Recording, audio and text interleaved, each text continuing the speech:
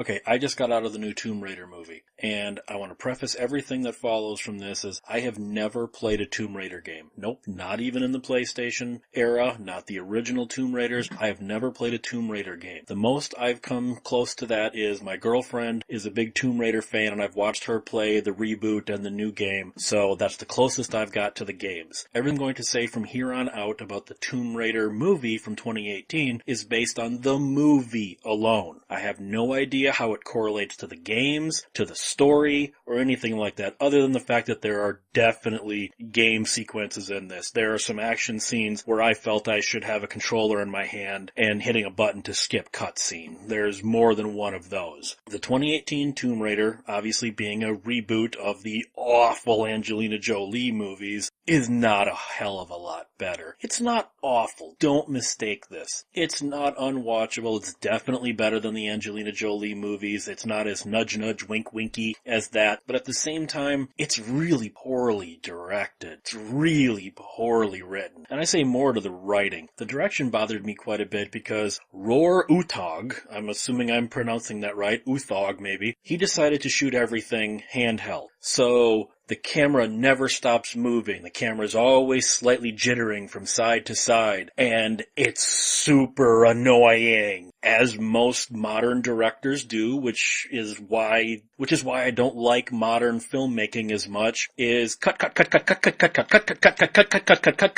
For some reason, he thinks action is punctuated by having 40 cuts in 30 seconds. That somehow makes the action awesome. We'll cut to this angle, we'll go to this angle, we'll cut to this, and we'll cut to this, we'll do an insert of this, and we'll cut to this, and we'll cut to this. No, that's not good movie making. That is terrible filmmaking. If that's how you think a movie should be edited for action, then you don't know how to direct action. This movie has a lot of that. The main problem in this movie is the script, honestly. The performances are fine. There's nothing to really stand out. Even Walton Goggins, who is fucking amazing. He looks bored in this movie. We don't get crazy Walton Goggins in this, and that's really what the role needed for a villain. You also have, Alicia Vikander. She's so bland as Lara Croft. Now, I get it, that this is supposed to be the origin of Lara Croft. She's not the Tomb Raider from the games yet. She's not to that point. And that's fine, and she plays those parts fine. It's when she's doing the action parts, she's just woefully underwhelming. Could also go to the writing, not necessarily her performance, because the writing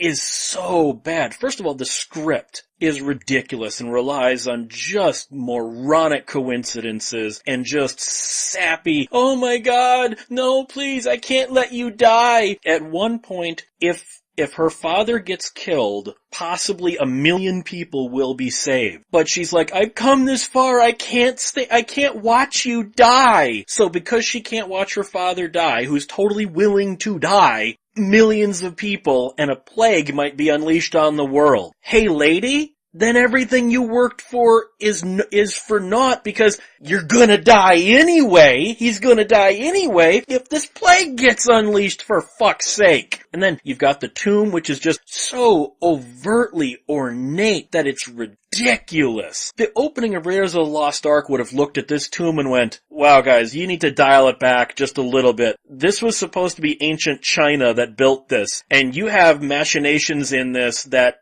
modern scientists probably couldn't have put for these ridiculously ornate and overthought traps that they even gloss over. At one point, all of the floor falls out and they get to the other side. Then at the end, Laura is running back and apparently she figured out how to get over that lack of floor because that's not an issue now. It's not like, oh, she could have taken her time and moved along the wall because the entire temple is collapsing at this point. But the whole movie is like this. The action scenes are ridiculously overwrought, but the biggest problem is the Lara Croft character. For some reason, the writers seem to think we're going to make her strong and independent. What they actually did was made her snobbish and arrogant and like a little brat who refuses to accept reality. Guys, that's not a strong, independent woman. Part of the plot is she has inherited what looks like to be billions of dollars from her father who went missing 7 years ago. And she refuses to accept that he's dead, so she's working for minimum wage as a bike messenger instead of taking her millions because, as far as she feels,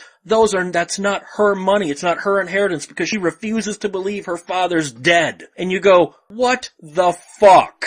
That's not strong character building, that's, I refuse to accept reality and live within it. Cameos are ridiculous, the last 5 minutes are nothing but fan service to the video games. My god, the ending of this movie is setting up a whole litany of movies, and I don't know if they're gonna get that, because this movie is not, like I said, it's not well made. Physics don't seem to exist in this world. For instance, Laura gets beat up a lot. She's thrown down mountains, goes over waterfalls, she's in planes that crash, and they give her a couple little superficial cuts on her face. And that's supposed to be all the damage she gets. At one point, she gets a stick she falls and a stick is jammed through her side and coming out her stomach. She pulls it out, and there's this big moment of, oh, the pain! Yeah, that's never brought up again. She's running like she has no problem. This whole stick through the side thing, that's never brought up again. I was so underwhelmed by this script. Honestly, this script feels like it's an